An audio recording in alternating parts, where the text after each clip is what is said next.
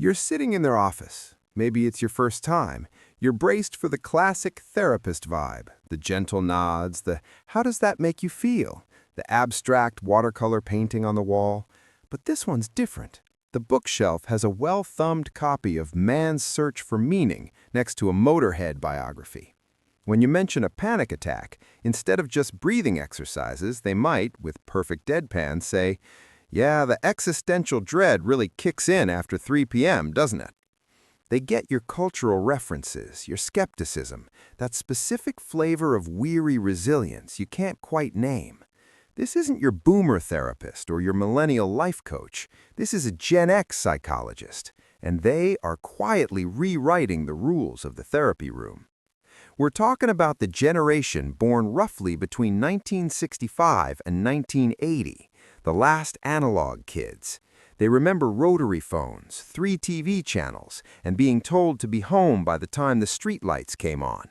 They came of age with grunge, hip-hop's golden era, and the dawn of the internet. They are defined by a unique paradox, deeply cynical, yet fiercely pragmatic, emotionally independent, yet valuing genuine connection. And when that generation becomes the one holding the clipboard, something fascinating happens. So let's pull up a chair, probably a slightly worn but genuinely comfortable one, and look at the distinct psychological profiles of the Gen X therapist. See if you recognize your own, or if you can spot the mindset in the professional you might be sitting across from. The pragmatic mechanic. Picture this. You're spiraling about a work conflict, tying yourself in knots over every subtext, every email nuance. You're waiting for your therapist to explore your childhood relationship with authority. Instead, they lean forward, elbows on knees, and say, "Okay, so what's the move? What's the one concrete thing you can do between now and Friday to make this bearable?"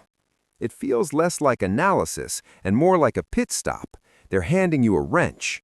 This is the pragmatic mechanic. They operate on a core Gen X principle: figure it out. They were latchkey kids, masters of improvisation. Their therapeutic approach is less about endlessly excavating the root and more about fixing the leaky pipe so you can function today. You'll hear phrases like, "Let's troubleshoot that," or "What's the workaround?" Their goal isn't to dismiss your pain, it's to arm you with a tool. They're likely drawn to modalities like CBT, solution-focused therapy, or ACT, theories that are less about why the machine is broken and more about the manual for operating it as is. They bring a "stuff happens, now deal with it" energy that, for many clients, drowning in abstract anxiety, is a lifeline. It's therapy stripped of pretense. For them, insight without action is just intellectual navel-gazing. They'd rather you leave with a single usable strategy than a beautifully articulated problem. The cynical idealist.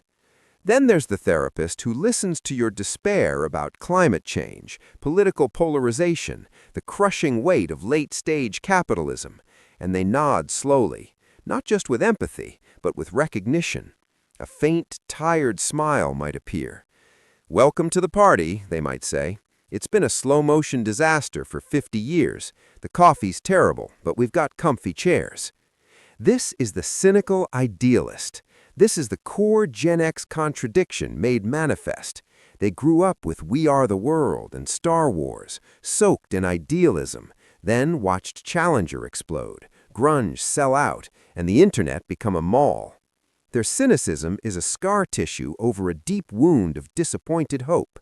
In the therapy room, this translates into a powerful, non-saccharine form of validation.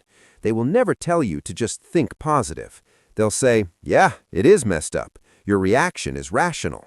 This radical acceptance of the dystopian can be incredibly freeing.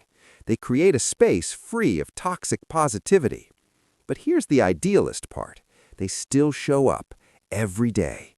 They believe in the work, in the tiny, fragile project of healing one human at a time, precisely because the big picture is bleak. Their idealism is quiet, stubborn, and focused on the micro. It's not about saving the world, it's about helping you save your tiny corner of it. They're masters of helping clients find meaning despite the chaos, building a life of authentic connection and purpose that feels robust precisely because it acknowledges the darkness. The attachment archivist. Now, imagine describing a pattern of choosing emotionally unavailable partners. A younger therapist might dive straight into attachment theory worksheets. A boomer might focus on dynamics with your parents. The Gen X attachment archivist? They might ask, what was the soundtrack to that relationship? What were you listening to? They might trace the pattern not just to your mother, but to the loner heroes of the films you watched at 14, or the lyrics that taught you what love was supposed to feel like, angsty, dramatic, and full of longing. This therapist understands that your inner world wasn't just built in your family home. It was built in the movie theater, the record store, the hours spent alone in your room with a mixtape. They are cultural archaeologists. They get that for Gen X and the generations they treat, pop culture isn't decoration, it's foundational wiring. They'll help you unpack how John Hughes films shaped your expectations of relationships, how the nihilism of Nevermind validated your teenage depression, or how the solitary hackers in early cyberpunk movies modeled a certain kind of disconnected intelligence. Their genius is in linking the clinical to the cultural. They speak the native language of nostalgia and reference, using it as a bridge to harder conversations. They know that sometimes it's easier to talk about why you identified with Jordan Catalano's brooding silence on My So-Called Life than it is to talk about your own father's quiet disapproval. They help you re-examine the artifacts of your youth, not just the events. The Boundary Ambassador. You text this therapist at quick question at 8 p.m. You don't get an answer until 10 a.m. the next morning, and it's a polite, firm reminder of their communication boundaries. At first, you might feel slighted, but then you realize they're not just enforcing a rule, they're modeling a survival skill. The Boundary Ambassador grew up in the blurry space between children should be seen and not heard and the modern era of constant parental orchestration and digital tethering. They had autonomy by necessity. They carry a profound, almost visceral understanding of the importance of psychic space. In a world that demands 24/7 availability, they teach the radical act of containment. The therapy hour has walls. Their voicemail greeting is clear. Their limits are non-negotiable, but never punitive. They aren't being cold. They're performing a masterclass in self-preservation. They're saying, my sanity, and thus my ability to help you, depends on me not being on call. And guess what? Yours can too. For clients drowning in the demands of others, the enmeshed family systems, the always-on work cultures, this therapist's steadfast boundaries are the first clear line they've ever seen. The Boundary Ambassador doesn't just talk about healthy detachment, they embody it, offering a template for clients to build their own fences, brick by pragmatic brick. So, which profile resonates? Maybe your therapist is a blend, a cynical idealist with the tools of a pragmatic mechanic, or an attachment archivist who's a fierce boundary ambassador. The unifying thread of the Gen X Psychologist is this: they are translators. They stand between the top-down, authority-driven models of the past and the sometimes nebulous, emotion-focused approaches of the present. They offer a bridge built from skepticism, practicality, cultural fluency, and a hard-won sense of self. Their therapy is less about providing answers and more about equipping you for a long, complicated journey, often with a darkly humorous map and a reliable, no-frills toolkit.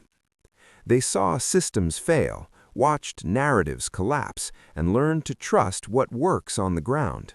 In the therapy room, that translates to a powerful, grounded, and deeply real presence. It's the sense that they're not saving you, they're just sitting with you in the messy, confusing, sometimes hilarious struggle of being a person, saying in 1,000 subtle ways, "Yeah, I know. Now what are we going to do about it?" So, did we get it right?